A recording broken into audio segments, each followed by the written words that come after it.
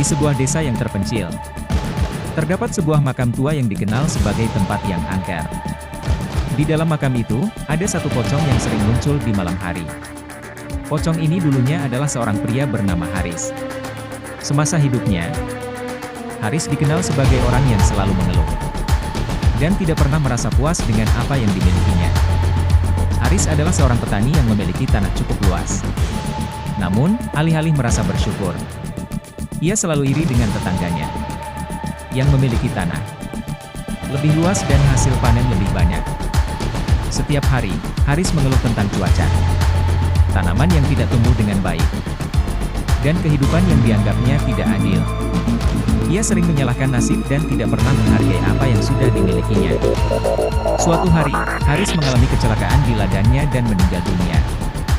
Namun, alih-alih beristirahat dengan tenang, arwah Haris merasa gelisah. Ia menyadari betapa banyak waktu yang ia sia-siakan semasa hidup dengan hanya mengeluh dan tidak bersyukur. Perasaan penyesalan ini membuatnya menjadi pocong yang terjebak di antara dunia dan akhirat. Pocong Haris berkeliling di malam hari, mencari cara untuk kembali ke dunia dan memperbaiki kesalahan yang telah dibuatnya. Namun, setiap kali ia mencoba mendekati manusia, mereka lari ketakutan. Haris merasa putus asa. Hingga suatu malam ia bertemu dengan seorang kakek tua yang tinggal di pinggiran desa. Kakek itu adalah seorang yang bijaksana dan memiliki kemampuan untuk berkomunikasi dengan makhluk gaib. Kakek tua tersebut mendengarkan cerita Haris dengan seksama. Ia mengatakan bahwa penyesalan Haris sudah terlambat, namun masih ada cara untuk menembus kesalahannya. Kakek itu memberi Haris sebuah saran, jika kamu ingin tenang, bantulah orang-orang di desa ini untuk belajar bersyukur dan menghargai hidup mereka. Jangan takut, karena niatmu sekarang baik. Maka, Haris sebagai pocong mulai mengubah cara pandangnya. Ia tidak lagi menakut-nakuti orang, melainkan memberi tanda-tanda kecil untuk membantu mereka. Misalnya, ketika seorang petani merasa putus asa karena gagal panen, Haris muncul dalam mimpinya dan memberikan semangat untuk tidak menyerah. Atau ketika ada yang merasa iri dengan tetangga, Haris menunjukkan kepada mereka betapa banyak hal yang harus disyukuri. Dengan melakukan hal-hal ini, perlahan-lahan arwah Haris merasa lebih tenang. Ia melihat bahwa meski dirinya sudah tidak lagi hidup di dunia, ia masih bisa memberi dampak positif bagi orang lain. Suatu malam, setelah menyelesaikan tugas terakhirnya, Haris merasakan kedamaian yang luar biasa. Pocong itu pun menghilang, meninggalkan dunia dengan hati yang tenang. Karena ia telah menebus penyesalan dan belajar untuk bersyukur, meski sudah terlambat. Setelah Haris, dalam wujud pocong, membantu banyak orang di desanya untuk belajar bersyukur, cerita tentang pocong yang membawa pesan baik ini mulai menyebar. Warga desa yang awalnya ketakutan dan menghindar, mulai merasakan perubahan positif dalam hidup mereka. Mereka semakin menghargai apa yang mereka miliki, dan ikatan di antara para tetangga menjadi lebih erat. Suatu malam, seorang gadis kecil bernama Siti mengalami mimpi buruk tentang kehilangan keluarganya. Dia bangun dengan perasaan takut dan cemas. Takut hal itu bisa terjadi di kehidupan nyata. Haris berbicara lembut kepada Siti, tidak ada yang perlu kamu takutkan. Ingatlah untuk selalu bersyukur atas waktu yang kamu miliki bersama keluargamu.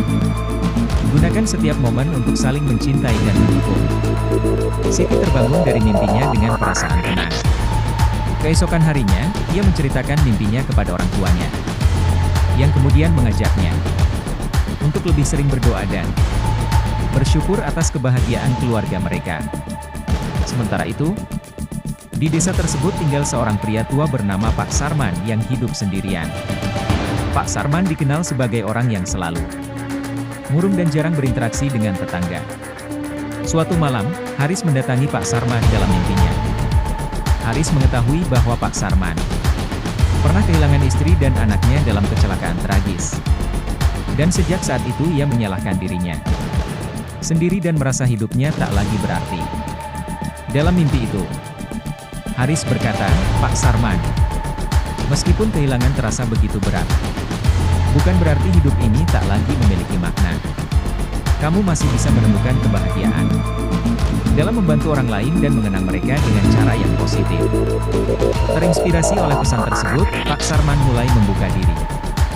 Ia terlibat dalam kegiatan sosial di desa, membantu tetangga yang membutuhkan, dan secara bertahap menemukan kebahagiaan kembali dalam hidupnya. Pesan-pesan yang disampaikan oleh Haris dalam mimpi dan tanda-tanda kecil lainnya mulai meresap ke dalam hati penduduk desa. Mereka mulai memahami bahwa kebahagiaan sejati tidak selalu datang dari materi, tetapi dari rasa syukur dan hubungan yang baik dengan orang-orang di sekitar mereka. Haris melihat perubahan ini dengan perasaan puas, menyadari bahwa niatnya untuk menebus kesalahan semasa hidup telah membuahkan hasil. Namun, kisah Haris tidak berakhir di situ. Suatu malam, ia mendapati dirinya berada di pintu gerbang menuju alam lain, tempat arwah-arwah yang sudah tenang akan beristirahat. Di sana, ia bertemu dengan arwah orang tuanya yang sudah lama meninggal. Mereka menyambut Haris dengan hangat, tersenyum penuh kasih sayang. Orang tua Haris berkata, "Kami bangga padamu, Nak. Meski dalam wujud pocong, kamu telah memilih jalan yang benar dengan membantu orang lain. Ini waktunya kamu beristirahat dengan tenang." Haris merasa beban penyesalan yang selama ini ia pikul mulai hilang. Ia menyadari bahwa meskipun ia tidak bisa mengubah masa lalunya, ia telah membuat perbedaan di dunia ini, meski hanya sekejap.